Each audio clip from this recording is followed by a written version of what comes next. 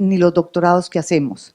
Entonces me place enormemente estar aquí y ser una abanderada de estas patologías, como es la patología venosa y la patología linfática, de poderles dejar aquí un legado, un chiquito conocimiento de lo que ustedes pueden hacer y dar calidad de vida a estos pacientes que sufren y padecen estas enfermedades que a veces los lleva muchísima a la depresión y al suicidio.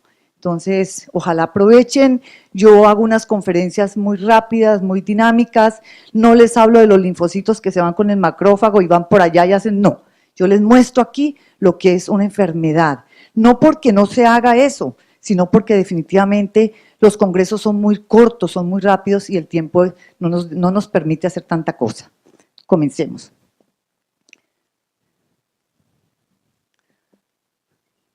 Entonces, a todo el mundo, los que conocen, nos llegan estos pacientes. Todos los pacientes que ustedes vean en mis diapositivas son pacientes que llegan a mi institución.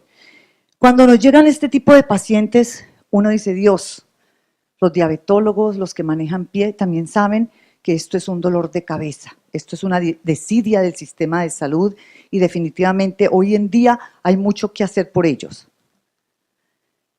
Entonces, comencemos. ¿Qué es el linfedema?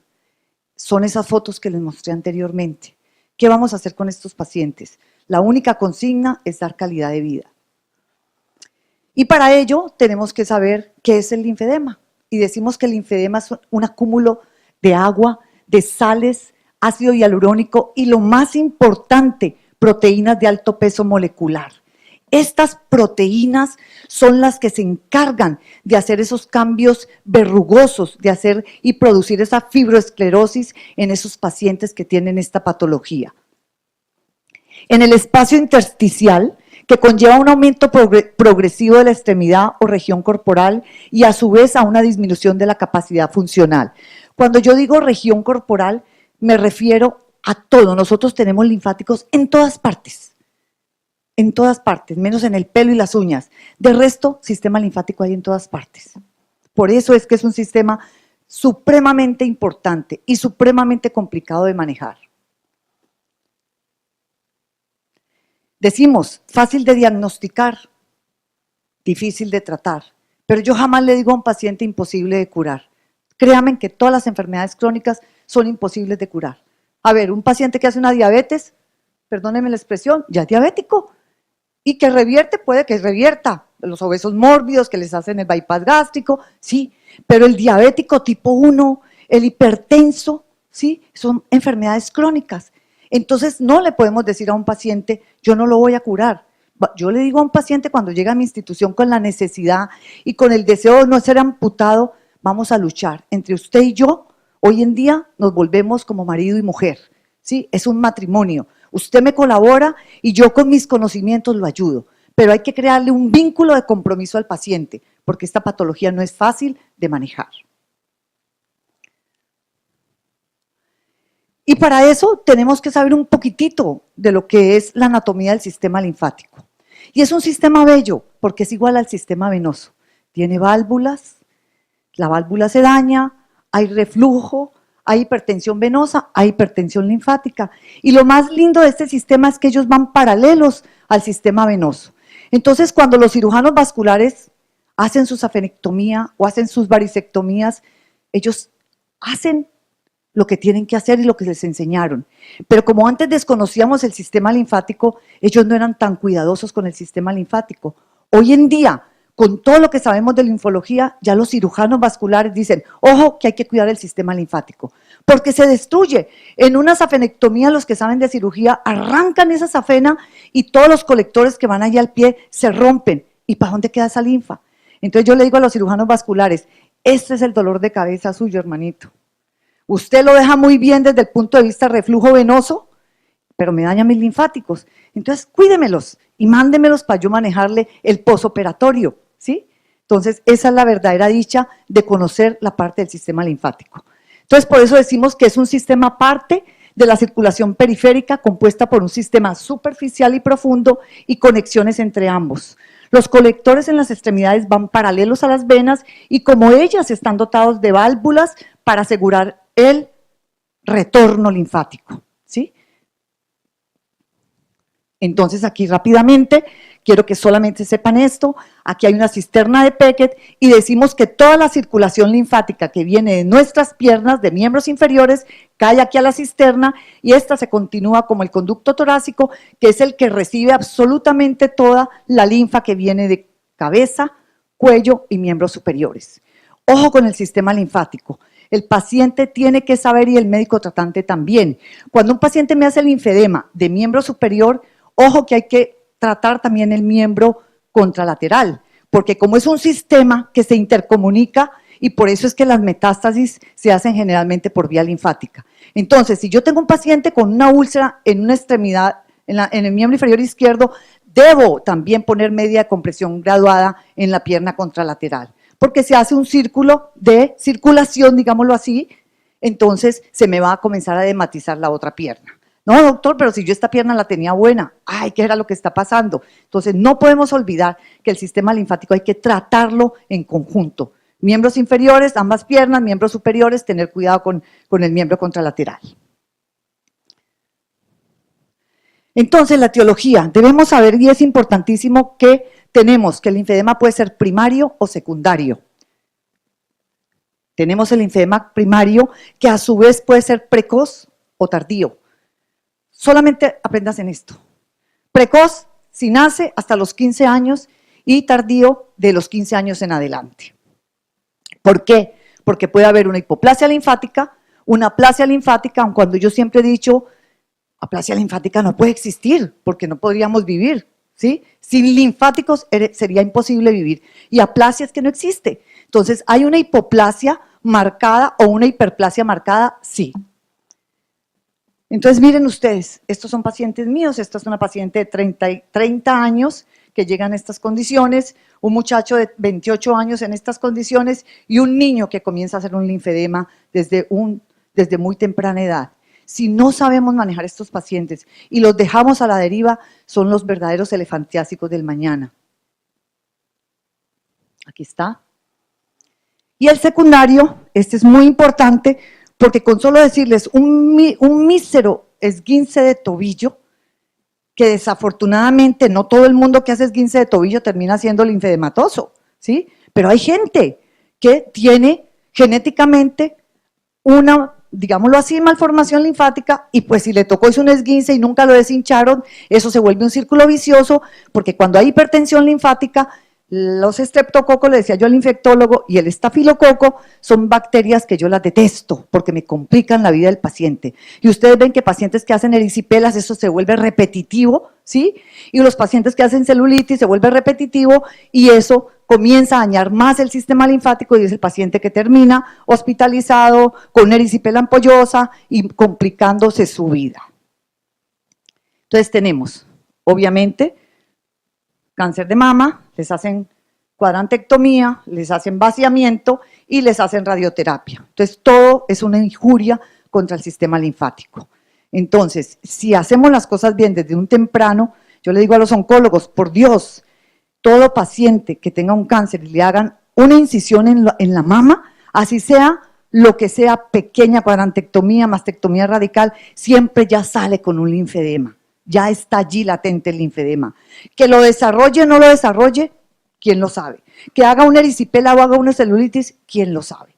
Entonces tenemos que manejar el paciente desde que se le hace el diagnóstico. Los procesos infecciosos, terribles, erisipelas a repetición, y siempre estos pacientes los tildan como enfermedad venosa. Y resulta que el paciente no tiene ninguna enfermedad venosa. Es un paciente que hizo una erisipela, se volvió repetitivo y terminó en una elefantiasis. Esta es una paciente que iban a amputar con un esguince de tobillo a los 17 años, se volvió de erisipela en erisipela y miren lo que terminó, en una elefantiasis. Obesidad, ustedes ven aquí cómo se sale la linfa, obviamente si la piel es nuestra barrera, yo les digo a mis pacientes, se infla una bomba y le echas aire le echas aire, pues la bomba se revienta, igualmente sucede con la piel. Entonces ahí es cuando ya se hace la úlcera linfática.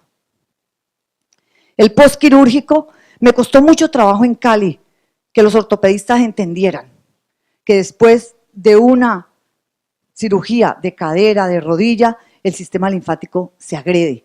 Y tratar de que ellos entendieran, porque claro, Se hincha, entonces, ¿qué hacía el ortopedista? Ya hoy en día no lo hacen porque ya todo el mundo sabe el sistema linfático. Entonces, ¿qué hacían? Mi señora, agua caliente con sulfato de magnesia. Gran error. Vasodilata más el paciente y el paciente se complica más. Entonces, nunca el agua caliente es amigo del sistema linfático. Yo le digo el agua caliente para las gallinas, para quitarle la pluma y hacer el sancocho. Eso es el agua caliente con nosotros. Ustedes pueden ver cómo cirugía bilateral, ¿sí? Y cómo termina siendo un linfedema grado 3. La clasificación, muy rápidamente, grado 1, se dice que el grado 1 cede con cambios posturales, el paciente amanece deshinchado, ¿sí? Y en el transcurso del día se comienza a edematizar. Grado 2, no deja fobia, consistencia esponjosa. Ustedes pueden ya ver aquí el dorso de la mano, que ya uno lo toca y no deja fobia, pero ya es un linfedema que ha llegado a dorso de la mano y es un linfedema que está completamente complicándose. El grado 3, ya fibroescleroso, si ustedes tocan estas pacientes, ustedes ven que esto es como un témpano, como una piedra, ¿sí? Es un fibroescleroso y la limitación pues ya es funcional. Entonces imagínense ustedes, un paciente adulto mayor con un linfedema de estos grado 3, pues ya no camina porque le cuesta trabajo, porque no hay funcionalidad en sus miembros inferiores, le duele. Entonces el reposo, ¿qué le agrava más? Porque ya no tiene bomba venosa, ya no hay bomba linfática y el retorno, tanto venoso como linfático, pues no se hace en estos pacientes. Y el grado 4, que esto es lo que yo aspiro que cuando ya salgamos del congreso, ustedes digan, no podemos dejar que estos pacientes lleguen a esta catástrofe tan miserable. Son pacientes que van a mi consulta y dice uno, ¿qué hago? Complicado, pero hay que ayudarles. Los métodos diagnósticos, dentro de ellos tenemos importante, esto es en Bruselas, estuve rotando en Bruselas en la unidad de medicina nuclear, en el Instituto de Oncología, porque ustedes saben que hoy en día también existe lo que se llama el drenaje linfático y hay varios métodos. Dentro de ellos, unos importantes es el método del EDUC. Ustedes saben que está el método Woder y está el método Foldi. Entonces me fui a donde el doctor Ledoux a Bruselas, me invitó cuando estaba en Argentina y me dijo, quiero que vaya a mi instituto, quiero mostrarle, quiero enseñarle. Y les cuento, para mí era un gran honor que una persona de tanto prestigio me invitara a su casa, me invitara a su unidad donde trabaja, para que conociera y aprendiera un poco más para poderle dar calidad de vida a los pacientes. Entonces, ¿qué es la linfografía?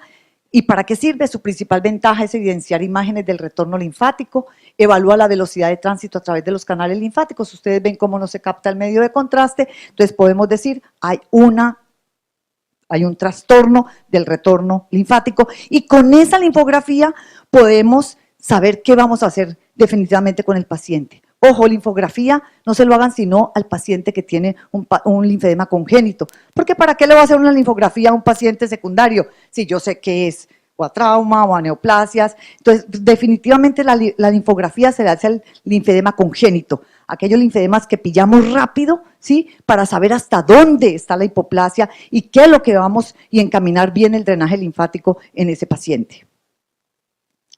El Doppler no es un método diagnóstico no invasivo, no es para el linfedema, diagnóstico del linfedema, pero sí nos dice a nosotros y nos muestra, yo hago ecografía vascular y nos dice dónde está el ganglio hipertrofiado, dónde está la adenopatía ectásica y definitivamente no lo muestra. Miren aquí, podemos ver, aquí podemos ver, este es el signo patonormónico del panal de abejas, ustedes pueden ver aquí zonas hipoecoicas, aquí tenemos un linfocele. Estos son ecográficamente cuando me mandan los pacientes que les hacen liposucción, como los cirujanos plásticos meten la cánula, se rompen corrientes derivativas y por eso es que quedan los lagos de linfa y son los que después les mandan a hacer el drenaje linfático para que les saque el líquido y no les deje fibrosis. Ojo con eso, hoy en día también ha cambiado, los cirujanos plásticos ya han entendido, se utilizan cánulas mucho más delgadas y ya no es el masaje como tal, sino el drenaje linfático para poder llevar esa linfa al curso y al tránsito que realmente necesita. Aquí podemos ver también un ganglio ectásico, Normalmente cuando uno hace una ecografía venosa no ve los ganglios hipertrofiados, pero ahí lo estamos viendo.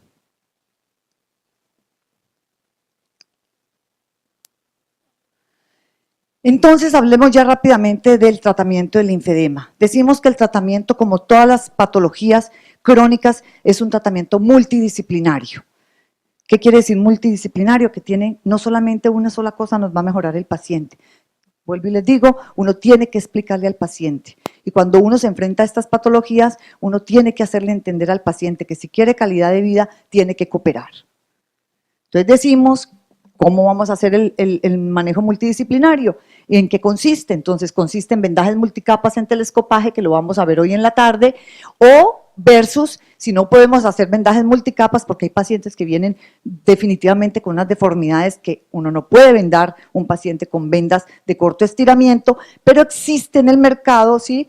Existen unos vendajes especiales que son Zircite o Justafit, que son unos vendajes en forma con velcro, y puede uno hacerlos, costurear y hacer el vendaje de acuerdo a la extremidad o a la deformidad que tenga el paciente, entonces los puede uno elaborar. El drenaje linfático dentro del programa y el protocolo del manejo multidisciplinario, la presoterapia, los ejercicios miolinfokinéticos, el tratamiento farmacológico, la terapia nutricional y la terapia psicológica. Aquí están los vendajes multicapas, que son estos. El vendaje que uno elabora es este, y los vendajes multicapas aplicados en la linfología poseen baja presión de reposo, alrededor de 10 milímetros de mercurio, y alta presión de trabajo, alrededor de 25 a 50 milímetros de mercurio. ¿Cuál es el mecanismo de acción? Entonces decimos que aumentan la presión externa, disminuyendo la ultrafiltración capilar sanguínea, aumenta el efecto masaje de los grupos musculares sobre la circulación linfática, me comprime los músculos de la pantorrilla y hace que el retorno tanto venoso como linfático se ejecute. Mejora las zonas de fibrosis, debe ser cómodo, no debe limitar ni impedir los movimientos articulares del paciente. El vendaje multicapas tiene un gran beneficio que yo no postro al paciente. Acuérdese cuando nos enseñaban que el paciente tenía una úlcera venosa, no, mijita, acuéstese 3 meses con la patica para arriba, ¿sí? Hoy en día con el vendaje multicapas puede hacer su vida común y corriente, son pacientes que no se incapacitan y eso también le conviene al sistema de salud. Y es importante, antes de hacer un vendaje multicapas, tener muy en cuenta que debe hacerse un índice tobillo-brazo. No podemos tener en pacientes con enfermedades mixtas, o sea, ¿a qué me refiero? A que tenga una enfermedad arterial oclusiva crónica, colocar un vendaje multicapas. ¿Por qué? Porque es un gran riesgo o es un riesgo de que el paciente termine amputado. Entonces tienen que estar muy seguros, en el taller vamos a mirar cómo hacemos un diagnóstico rápido con una herramienta supremamente sencilla, que es la toma del índice tobillo-brazo, y nos damos cuenta, tiene un buen lecho arterial y podemos hacer un vendaje. Ahora, esto no quiere decir, yo tengo pacientes diabéticos que tienen un índice tobillo-brazo de 0.8 y nos han enseñado que ese índice tobillo-brazo decimos que es una enfermedad arterial oclusiva crónica leve, pero podemos también hacer y estructurar un vendaje de bajo gradiente, porque un paciente con edema o con linfedema, pues ¿quién lo maneja o quién le cierra también la úlcera? Entonces aquí está, es muy fácil, en la tarde lo vamos a explicar cuál es el índice tobillo-brazo, y antes de colocar la terapia de compresión externa es importante, vuelvo y le repito, porque esto para mí es muy importante, tomar los pulsos y hacer el índice tobillo-brazo para saber si realmente no existe enfermedad arterial oclusiva crónica. En pacientes que presenten un índice tobillo-brazo de 0.8 a 0.9, hablamos de una enfermedad leve, le podemos hacer un vendaje de bajo gradiente.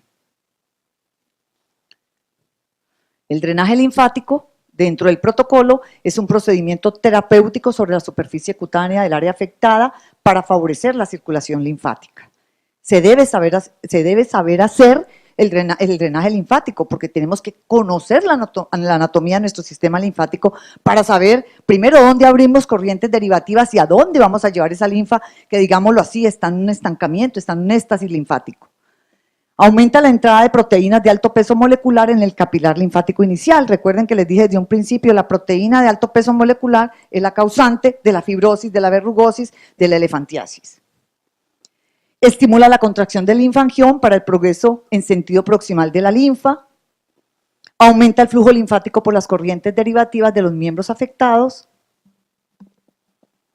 Y la presoterapia son equipos también que no lo hacemos manual, lo hacemos con unas bombas, con unas cámaras, que es exactamente lo mismo. Pero ¿por qué hacemos a veces pacientes, o cómo decidimos hacerle drenaje linfático manual o presoterapia? Uno como médico tratante, pues si es una viejita obesa, que no la puedes meter a la máquina y que el linfedema está muy confinado, pues le haces el drenaje linfático manual, ¿sí? Entonces pero las dos alternativas es lo mismo, es bombear y llevar esa linfa donde tiene que ir. Entonces estas son máquinas que tienen 28 cámaras y van haciéndose siempre de distal a proximal. O sea, el retorno se hace de distal a proximal.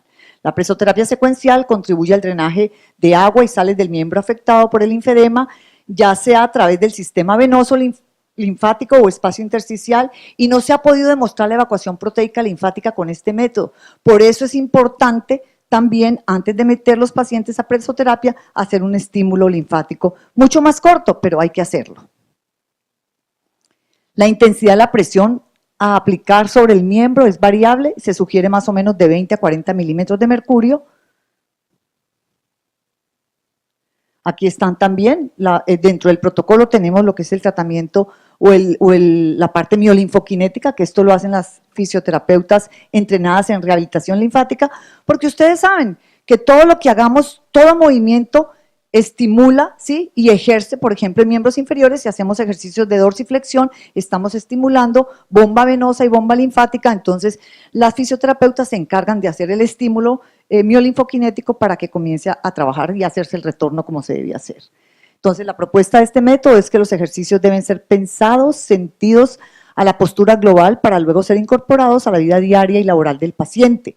Se debe evitar aquellos ejercicios de fuerza máxima, ya que los linfáticos pues, son fácilmente colapsables.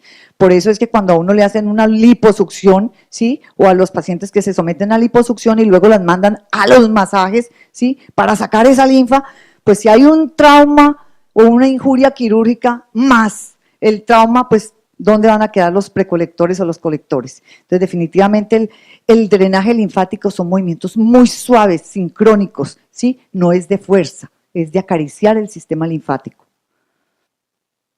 Los ejercicios miolinfoquinéticos nunca deben provocar fatiga, deben realizarse siempre con el vendaje multicapas y la actividad debe ser integral, considerando al paciente como un todo, ¿sí? Uno tiene, cuando le hace todos estos ejercicios miolinfoquinéticos, yo les digo a las fisios, hablen, interactúen con el paciente, amen el paciente, porque el paciente que logra tener transferencia con la fisio, con la enfermera, con la auxiliar, créanme que esos pacientes se enamoran de uno y hacen lo que uno les diga. Tenemos el tratamiento farmacológico rápidamente. Las drogas más ampliamente usadas para el tratamiento del linfedema son las benzopironas. La acción de estas es incrementar el número y la actividad de los macrófagos, incrementando pues así la actividad proteolítica. Este grupo de fármacos ha demostrado la capacidad de reducir los edemas de alta proteína, estimulan la contracción del linfangión, disminuyen la presión oncótica en el intersticio y se dice que inducen a la neogénesis linfática, producción de más vasos linfáticos. La terapia nutricional, importantísima, les dije desde un principio que el factor de riesgo, pues la obesidad en pacientes linfedematosos, pues es terrible, y los pacientes con linfedema, cualquiera que sea su etiología, deben evitar la obesidad, considerándose este un factor de riesgo importante para la aparición o agudización de pacientes con patología linfática, se los mostré al principio en la foto, y los pacientes con linfedema deben tener una dieta rica en verduras, frutas, legumbres. Yo digo, siempre que muestro esta diapositiva, yo digo, ¿cuáles pacientes con linfedema? Todos tenemos que tener esta dieta. A mí el paciente me dice, doctora, ¿qué debo comer? Entonces siempre les digo, un paciente sano debe comer sano y un paciente enfermo debe comer sano también, porque el sano si pone a comer mal, pues termina enfermo. Entonces es una dieta, eso es lo normal para todos los seres humanos. Y la terapia psicológica, estas patologías son muy complejas, es importante en pacientes diagnosticados con enfermedades crónicas como la patología linfática que reciban una terapia psicológica. Yo tengo pacientes que han tenido pues intentos de suicidio, como la diapositiva de la foto que les mostré al principio, y pues es obvio que una mujer o un hombre en esas condiciones no quiera nada con la vida sino morirse. La falta de progreso en su recuperación o el empeoramiento de los síntomas puede desencadenar pensamientos negativos que aumenten los sentimientos de ansiedad y tristeza, que con frecuencia pues llevan a la depresión y de allí muy rapidito al suicidio. Aquí tenemos, estos son pacientes míos, esta es la chica que les presenté al principio, miren que no se veía absolutamente, no sabíamos dónde estaban los dedos y uno tocaba estos pies y eran como unas piedras, ¿sí? Y hoy en día ya se ve sus dedos. O sea, damos calidad de vida. Miren esto. Este es un paciente que cuando fui a dar el taller en México, José lo llevó para el taller, le puse el vendaje en el taller que hicimos y a los 8 días le quitan el vendaje y miren la diferencia. Y era un adulto mayor que llevaba muchísimos años con esta patología. Allá quedó en manos de la fisioterapeuta de México y no me han vuelto a mandar las fotos. Aquí la paciente con reemplazo de rodilla, le hacemos todo el protocolo y colocamos los dispositivos de velcro, porque son ya adultas mayores que les cuesta muchísimo trabajo colocarse una medida de compresión y generalmente el que la cuida es la hermana que le sigue a esta o la anterior, entonces 2 viejitas quien pone las medidas de compresión. Entonces con el velcro se hace mucho más fácil que se adhieran al tratamiento y que no haya recaídas del paciente. Aquí tenemos linfedema de escroto, un paciente que aquí ven la incisión, le hicieron una herniorrafia, tenía muy poquitos linfáticos en esa región inguinal y los que habían se terminaron de destruir con el trauma quirúrgico y hizo un linfedema de escroto. Hay vendaje multicapas para el escroto y una vez ya se reabsorba y se organice la parte del linfedema, ese escroto tiene que ser intervenido quirúrgicamente porque si no vuelve y se llena. Aquí tenemos nuevamente pacientes con reemplazo de rodilla, ¿sí? Y hacemos el protocolo. Este es el paciente que les decía del linfedema congénito. Miren cómo cambia su calidad de vida y lo que les decía, la media contralateral, porque la linfa de aquí viene y se va para acá y entonces terminamos haciendo una hipertensión linfática a nivel distal. Esta paciente le iban a amputar un esguince de tobillo y ella bailaba, imagínense ustedes, hacemos todo el protocolo y logramos una muy buena evolución. ¿Qué pasó con las complicaciones? Ya, aquí las conclusiones. Entonces, decimos que es importante en pacientes diagnosticados con linfedema, cualquiera que sea su etiología, y por tratarse de una patología de difícil manejo, más la imposibilidad de curación, dar la educación y proporcionar las herramientas más importantes para el manejo de la patología. Se le debe explicar al paciente que solo evitando los factores de riesgo logrará obtener una buena calidad de vida. Luchar con el sistema de salud me fue duro, pero logramos en Cali que todo se apruebe. Así que en todo Colombia, todo debe ser aprobado, los que trabajan con entidades de salud, con EPS, ¿sí? Porque todo lo deben aprobar.